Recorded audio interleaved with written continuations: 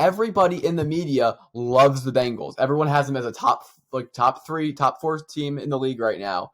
And somehow Zach Taylor gets no credit.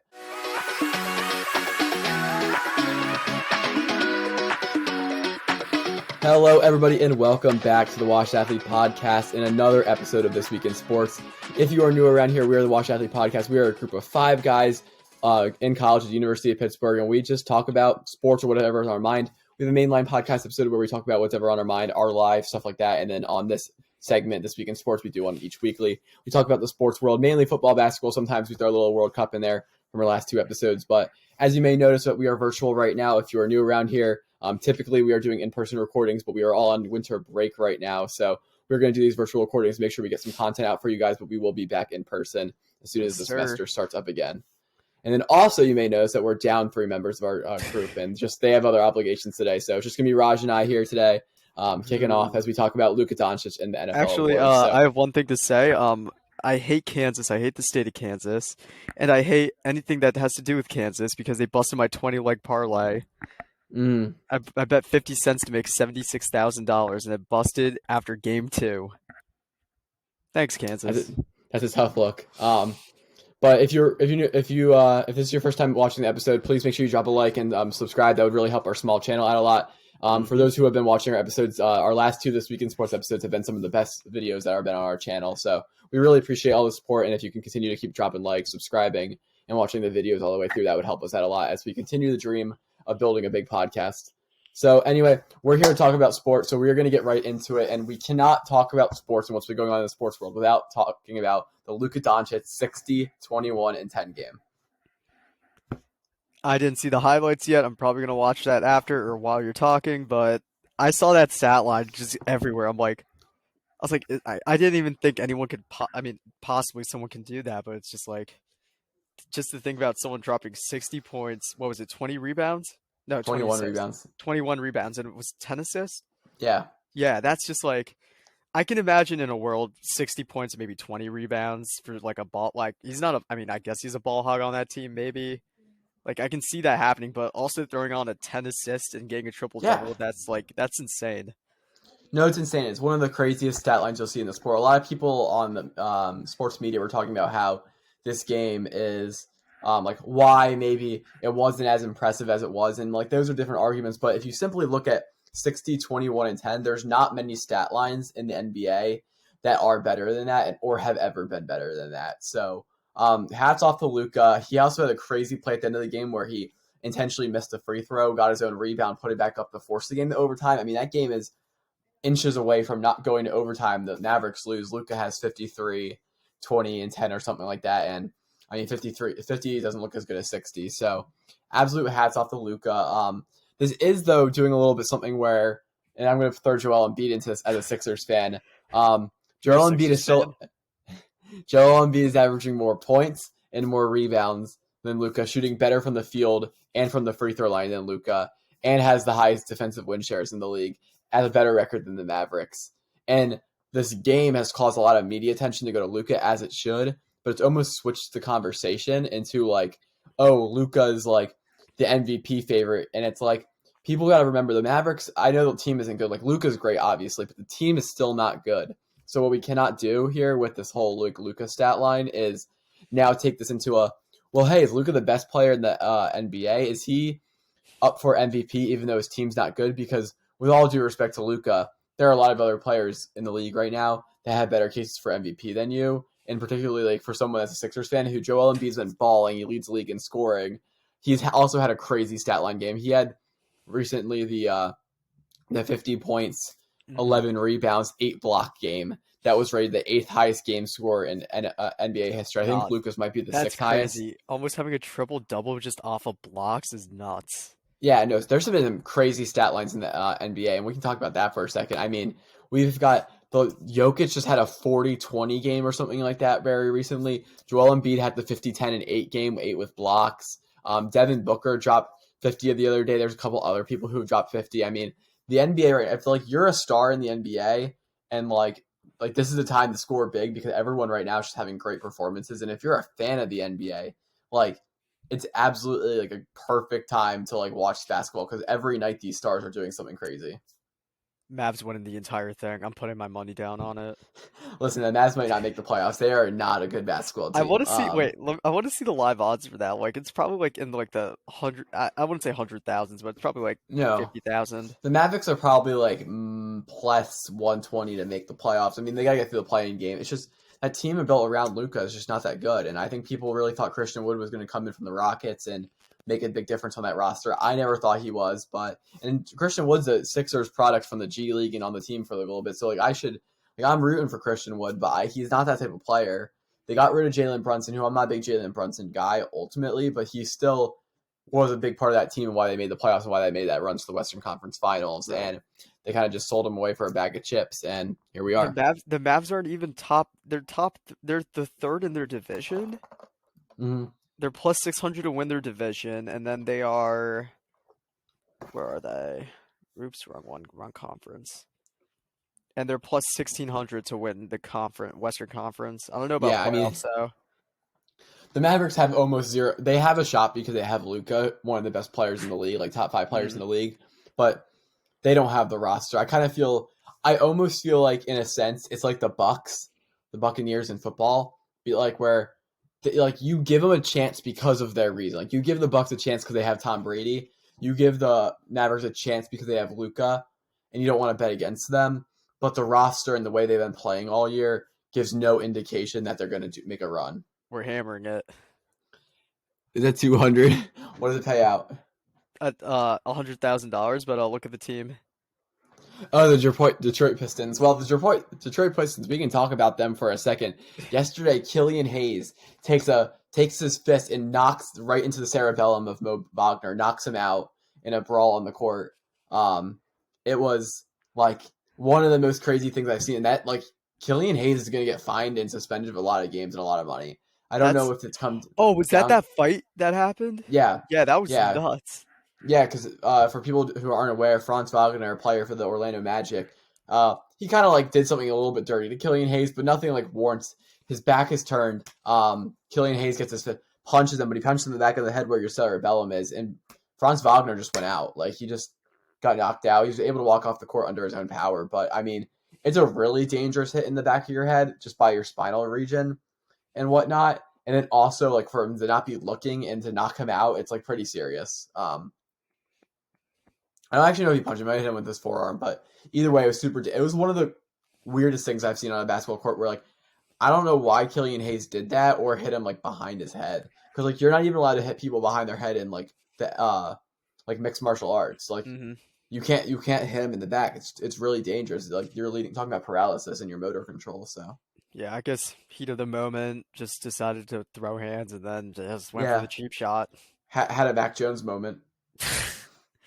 And then I guess that would be our transition to football, because that's pretty much all the basketball we're going to talk today. Let's talk about Mac Jones for a minute, because my guy, like, he's not my guy, he's Jacob's guy, but like, he just like I want to believe that these aren't dirty plays, but it's too many instances happening all at once. Like I don't believe he intends to be dirty, but there's a difference between intending to be dirty and just doing dirty things in the heat of the moment. And I think Mac Jones needs to see a counselor and talk about like what's like these like, because he doesn't have many opportunities to be dirty.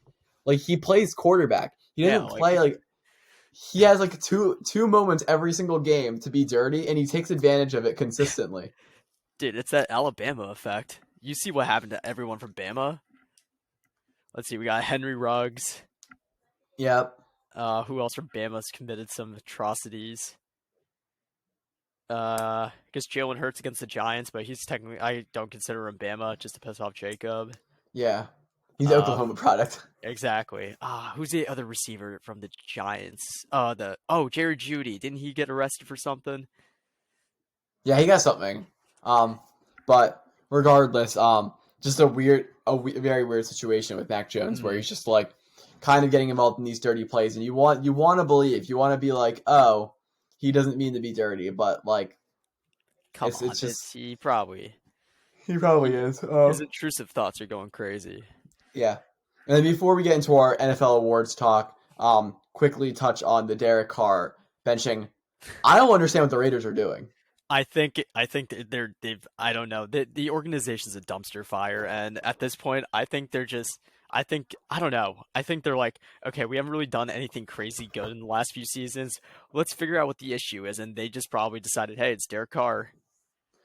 But there's no reason to believe it's Derek Carr. Like Exactly. he led them to the playoffs last year Hmm. when Henry Ruggs went to jail.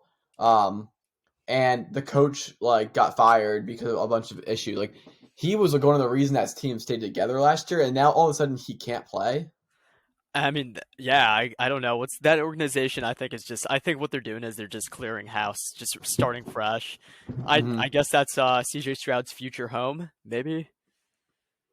Or Maybe, but no, I saw something online. Brady Sean Payton duo in Las Vegas. I don't know, man. That's like Or hear me out. Brady to the Broncos. Actually, no, not Brady wouldn't go to the Broncos. Sean Payton to the Broncos. I also saw. I don't know. Do you want to be stuck with Russell Wilson as your quarterback though? Like the Dude, guy isn't good. they paid too much money for him. They're not going to get rid of him after one season because Yeah, but they're gonna be down so much. I'm saying if I'm a coach like Sean Payton, do Hmm. I want to have Russell Wilson as my quarterback? I mean, he basically coached the corpse of Drew Brees through his last few years. So what's the difference? Fair enough. It's If a Drew I, Brees who can run. what job would I want if I was Sean Payton? Probably like what Tom Coughlin did back when he went to the Jaguars after the Giants.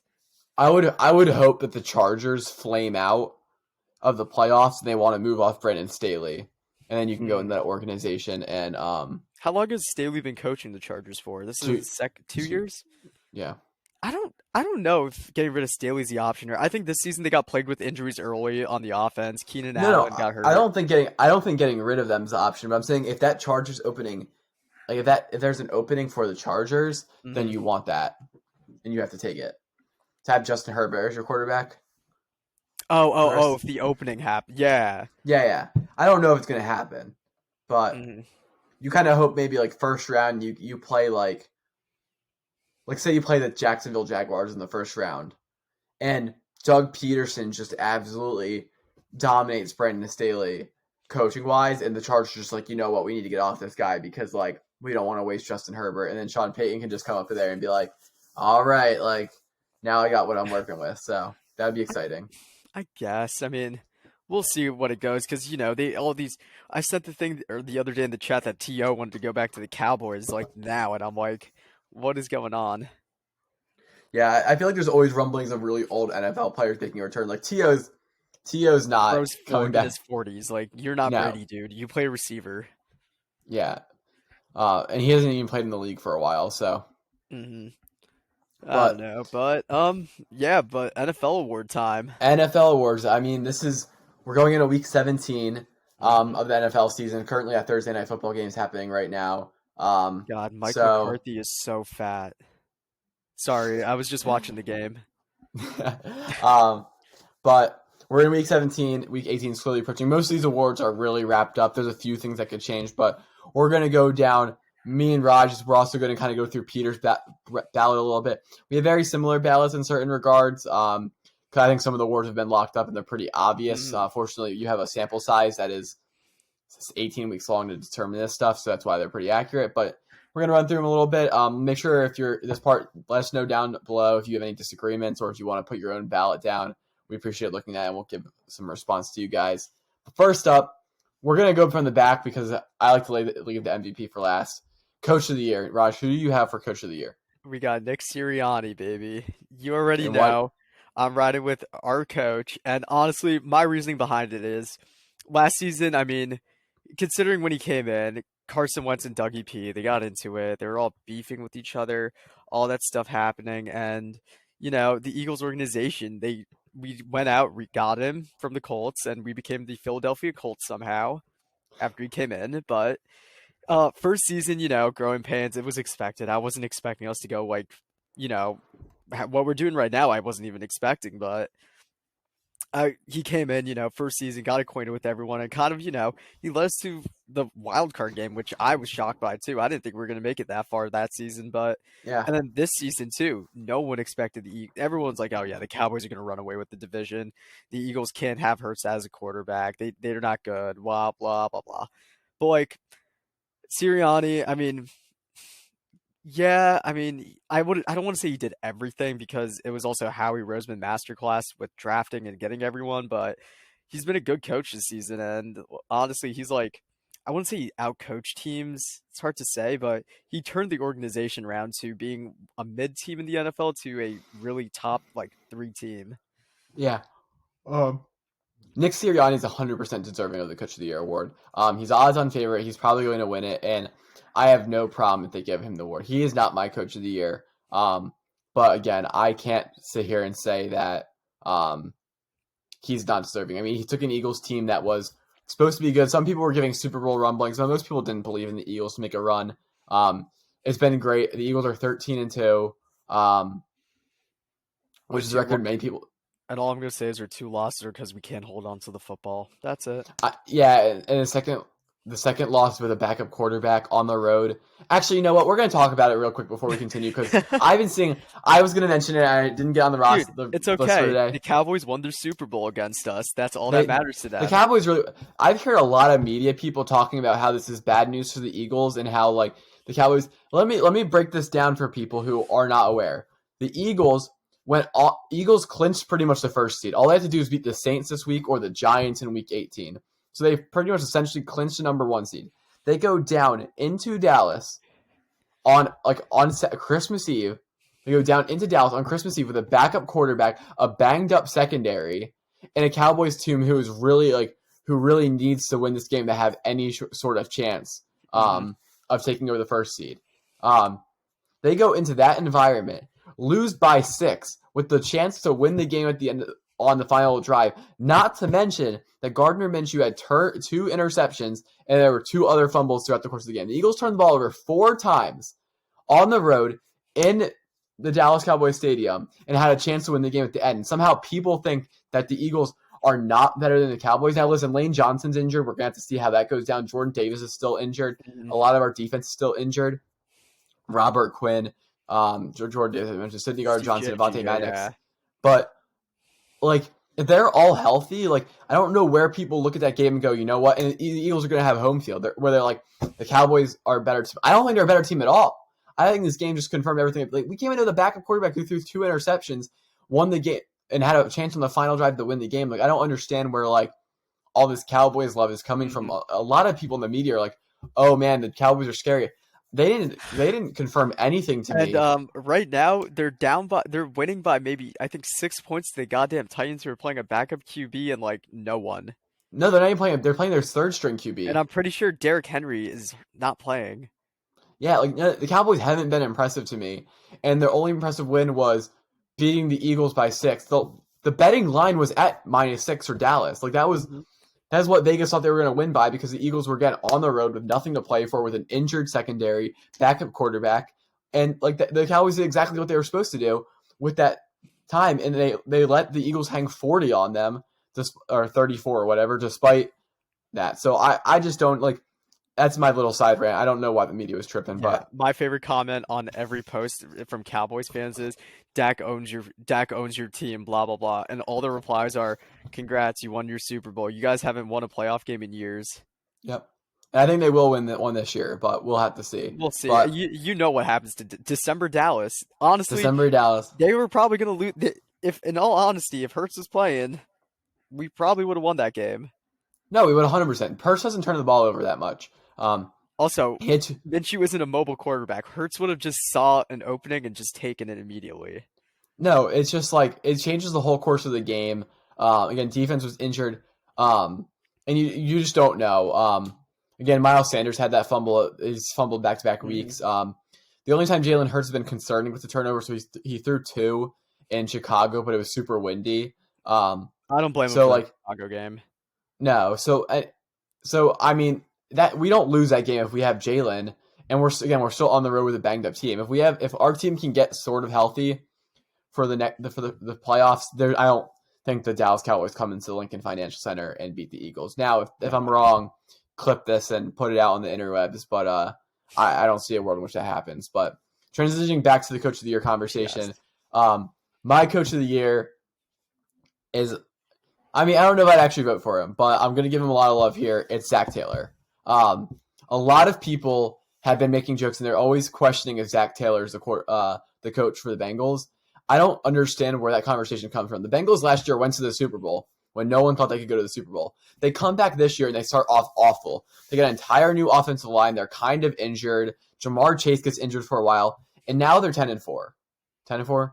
Yeah, 10-4. Well, I think 11-4 actually. They won last week, so now they're 11-4, and they have everyone a shot at the 1 seed. Yeah, they have a shot at the 1 seed. If they beat Buffalo and Kansas City loses, they get it. Which I think they'll beat Buffalo. So, they have a chance at the number 1 seed. They started off awful in the beginning of the year. They've already beat the Chiefs this year. And everybody in the media loves the Bengals. Everyone has them as a top 3, top 4 team in the league right now. And somehow, Zach Taylor gets no credit. Somehow it's not him who's making this work, even though the Bengals in back-to-back years have been really good. And they started off the year awful. And now Lionel Collins, their right tackle, is out, so it'll be interesting to see how they come back from that. But I'm going to give Zach Taylor Coach of the Year because everyone loves the Bengals, thinks they're a great team. They started off awful for things kind of out of their control, and now suddenly they find themselves in a position where they could be going into the playoffs as the number 1 seed, where the road to the Super Bowl goes through Cincinnati, and they made it last year. And Joe Burrow in January. I could speak it into existence all over again. Yep, you could indeed. If people are not familiar, Raj said go Bengals the entire last time we were on the podcast, which is crazy because now this podcast is a year old. But yeah. And then Peter's pick for Coach of the Year, of course, as a Giants fan, is Brian Dable. Also another deserving candidate of Coach of the Year. I think he's fallen off a little bit towards the end of the year because of the Giants' poor performance. But, he's a worthy candidate. No one had the Giants playing this well this year. Yeah, no, exactly. I would give it to Dable, but it's hard to say because injuries kind of plagued the team. So it's I don't know. Dable's up there, but I wouldn't give it to him this season. It's Sirianni by far. Yeah, I think Sirianni wins the award. Like I said, I've seen odds of Zach Taylor being really low. I think it's a lot disrespectful. But moving to comeback player of the year, Peter and I both had Geno Smith being comeback player of the year. It's pretty obvious. No one thought he was even going to win the starting job over Drew Lock. Gets the starting job. The Seahawks were really good in the beginning of the year. Very interesting team. They've fallen off a little bit towards the end, but I still think at the end of the day, you're going to give it to them. I know Raj has Saquon Barkley, so kind of talk about why he thinks Saquon Barkley deserves comeback player of the year. So, injured last season, comes back. He's the top 5 back in the league. Geno is deserving, but just so I'm not repetitive with all of you, I'm going with Saquon because, coming back from an ACL injury and being that good still is very hard to do, and that's a lot of respect. Yeah, Saquon's fallen off a little bit throughout the year. So is Geno a little bit. This is Geno's award. Everyone wants him to win this award. Just kind of seeing how his career was going, and then now to see him play well. So it's a good little story. Again, I feel like Geno's had this award locked up since week 3. It's been his for a while, but. Defensive Rookie of the Year. Sauce. There's one answer. It's Sauce Ahmad Gardner. Sauce Gardner. Or Ahmad Sauce Gardner. Ahmad Sauce Gardner, yeah. He has been absolutely fantastic. There were some question marks about how much hype he was getting from Cincinnati. Because again, he played at Cincinnati, which is a Power 5 school. I think they're a Power 5 school. And wasn't in the SEC. Wasn't facing elite competition. And some people did have the criticism, is Sauce because especially Derek Stingley in an SEC same draft class, people were like, well, is he really better than Derek Stingley? Stingley goes up against better guys. No, Sauce is that guy. He's one of the best cornerbacks in the league, and he locked up Diggs. Yeah, he locked up Diggs. Also, quick side note: does Stephon Diggs just fall off the face of the planet? He has been doing nothing lately. Yeah, the Buffalo Bills have not been good, and you'll see that we have no Bills players on this list. They're winning games, but they're not doing so impressively. And we'll get back to the Bills when we talk about our MVP because it is kind of crazy how we went from screaming Josh Allen's name to wow, he is so low on the odds now. Yeah. Defensive Rookie of the Year, easily Sauce. There's no questions about that. Now this is the one that's a little difficult. Well, I'll just say real quick. Sauce feels like the first guy in a while I've watched, like where I'm like, that guy is going to be like an easy Hall of Famer and one of the best Hmm. defensive players of all time if he stays healthy. He reminds me of Darrell Revis. It's crazy. And he also has Quinnen Williams on his team, who Mhm. is up for. He's not going to win it, but he's up for the Defensive Player of the Year award. Exactly. Yeah. So Offensive Rookie of the Year. Now We have this three different. one's. Yeah. I mean, I have Kenneth Walker. I don't know about you or Peter, Yeah, but I don't know who's winning this one. yeah. Offensive Rookie Player is an interesting award because most of the times quarterbacks don't play well as rookies, so they don't win the award. They might not even start most of the time, and then You you can just kind of say like, Kenny's name. and then other like people again like it's usually a wide receiver running back award, but again you can't really give it to like an offensive lineman, so it's a strange award to give out. I however am giving it to Brock Purdy. It's been a short sample size, but he's come in there, he hasn't lost. I don't think he'll lose until he gets into the playoffs. um I do have so a counter on that Brock Purdy pick. I was thinking about it. It's kind of like the whole argument with how like Hurts shouldn't win MVP because you can throw any QB into that offense. The 49ers have a very similar offense. no, I agree with that, but I think when I look at the other options and Peter had said that. Man, I didn't pull this up. That's embarrassing. He said He Garrett said Wilson. that Garrett Wilson should win it, and then I just don't think that Garrett Wilson on an offense that has been so bad this year in the Jets offense should get it over a guy that the 49ers offense has looked really good since Brock Purdy's been in there. He's continued to have a perfect record. And again, I'm not really mad. And Raj obviously have Kenneth Walker, who's played well this year, but again, not really contributing to a lot of winning football. Mhm. So I think I'm going to give it to Brock Purdy just for the way he stepped in there. And also, I am anticipating that he's going to win out the next 2 weeks. So they'll give him a record of 5-0. He'll be Yeah, 5-0 as a starting quarterback with really good stats and contributing to winning football. So again, the tight award, you can see Brock Purdy's his odds skyrocket if he wins out the rest of the year. it'll be insane if Mr. Irrelevant takes the Niners all the way to the Super Bowl. I will lose my mind if that happens. Yeah. And quick note, two receivers up for this award, Chris Olave and Garrett Wilson, Mhm. have been great this year. It'll be exciting to see what happens when they both get actual legit quarterbacks in their offense. Because Taysom Hill, Andy Dalton, whoever that is, and Saints not doing well, and then we know the Jets quarterback situation all too well. Oh God.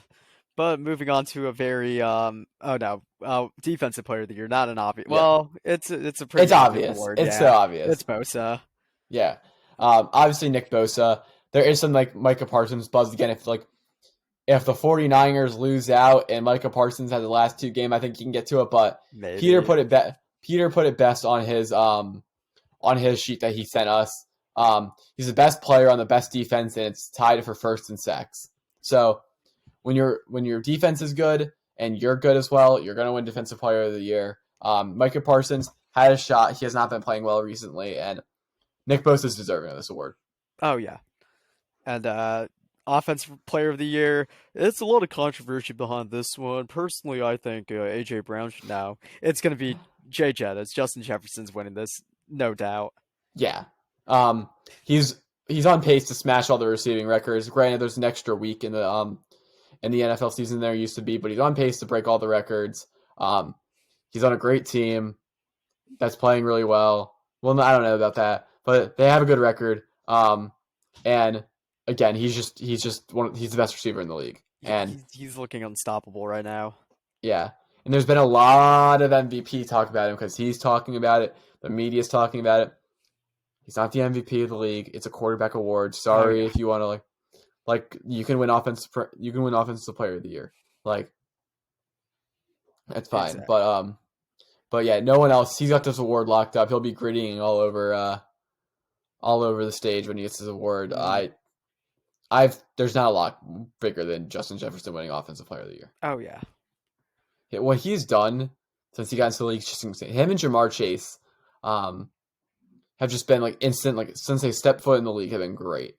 And so like to see just like again, he'll be one of those guys of sauce where I'm just like, I know I'm watching like a stud, and like by the end of his 10 years when he's still playing, I'm gonna be like that guy's the best receiver of all time or something like that, something close to that, because like the way he's been playing is just insane.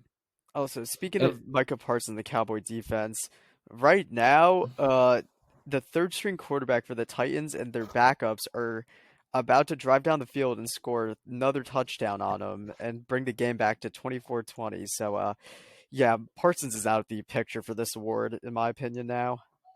yeah, again like that Cowboys defense has not been playing well. Um, and again, Micah Parsons would be up for the award if Nick Bosa wasn't in the picture because he's so good. But he exists. He's in the league. Oh, who just went down? I don't know. I thought I saw 11 go down. And I was like, Mm-hmm. oh, Michael Parsons just got hurt. That would have been crazy. that would have axed the war. We would have declared it on the podcast. Just locked it up. But and finally, the most contentious award, but I think something that's pretty clear at this point, even though Raj could disagree. Both Peter and I say it. Patrick Mahomes is 2023 NFL MVP. Listen. I don't. Just so I'm not repetitive, I'm gonna give Hurts a little. I'm gonna back up Hurts. You know, he's my quarterback. I'm gonna back him up a little bit. I don't care about what anyone says, where you can just throw any quarterback in there. They can still drop whatever many points Gardner dropped. I don't care what anyone says. Hurts has been playing on another level this season, and he's been playing very well. And I don't know what else. I mean, you just watch the tape. He's been playing He's pretty been playing insane. well. But Um, Patrick Mahomes' defense is a lot better, so I'm pretty screwed. Oh, the Patrick Mahomes. I thought you said Yeah. Patrick Mahomes' defense No, in like terms of like the Chiefs defense. Like, the Chiefs defense isn't good. no. The reasoning that I mean, that's another reason why. Yeah. The argument the argument for Jalen Hurts is simple. He had the best record in the league. You're the 1 seed. It hasn't been in doubt for a while. He's playing really well on his feet. He's not turning the ball over, and he's the best. He's not the best player on the best team because Lane Johnson is the best player on the Eagles. But he's one of the best players. He's the quarterback on the best team in the league with the best record, and he's been playing well. That's the argument for Jalen Hurts. Unfortunately, this injury situation has set him out. I don't really think he's going to play that well against New Orleans this week. I think he's going to run the ball, hand the ball off, and he's going to only really throw the ball when he needs to, and they're just going to secure the 1 seed and set him in the last week. But he's deserving. If they gave him the award, which they're not going to, he would be deserving of it. But the real MVP of the league is Patrick Mahomes, and we're going to go through this real quick. Patrick Mahomes' team is whatever the record is. They have 3 losses. If the Chiefs win and the Bengals beat the Bills, they'll be the number 1 seed. So they have a chance to be the number 1 seed, and the Chiefs team is way, way, way worse than any other team in the league that's in the playoff picture. If you look at the Bengals, for example, T. Higgins, Jamar Chase, they had a decent defense from last year. They revamped the offensive line. So I think the Bengals team, especially with their weapons on the outside, on the perimeter, are better than the Chiefs. Take the Bills. The Bills have a dominant defense. Stephon Diggs is their wide receiver. They have other good pieces around that's also solid offensive line. The Bills team is better. When you look at the Eagles have an all-around better team. They have a better running back. They have a better receiving core. They have a better offensive line. They have a better defense. Everything about the Eagles is better than the Chiefs, aside from the tight end position, which even the Eagles, when Dallas Goedert is healthy, he's not as close to as good as Travis Kelce, but he's still a really good tight end. So, Patrick Mahomes doesn't have the team that these other candidates have, and the dude is balling. He's got a ton of touchdown passes, a ton of throwing yards. Number 1 in the league in throwing yards, number 2 or 3 in passer rating. Patrick Mahomes is, again, we've been talking about it a lot on this list, and it's the talent that's available in the sport right now. Patrick Mahomes is an all-time great. He's playing at an all-time great level on a team that probably shouldn't be this good if not without him. So Patrick Mahomes, I think, is the winner of the MVP award. I'm running with Hurts. I don't care. Let me be a delusional Eagles fan. Other candidates that were up for this award, Joe Burrow. Unfortunately, I think they kind of started off slow, and it's going to take a lot for the Bengals to get that 1st seed, and I think Mahomes has better stats than Burrow, so unless something drastically changed, but they could if Joe Burrow gets to the number 1 seed and Patrick Mahomes starts playing like crap and whatnot, then I think they can get there. But I think Mahomes, that Bengals team is better too than the Chiefs team. And then we got the fall off of Josh Allen. Yeah, let's talk about the fallout of Josh Allen. So I listen to a lot of Nick Wright. He's on First Things First. Shout out to Fox. They don't really need our viewership.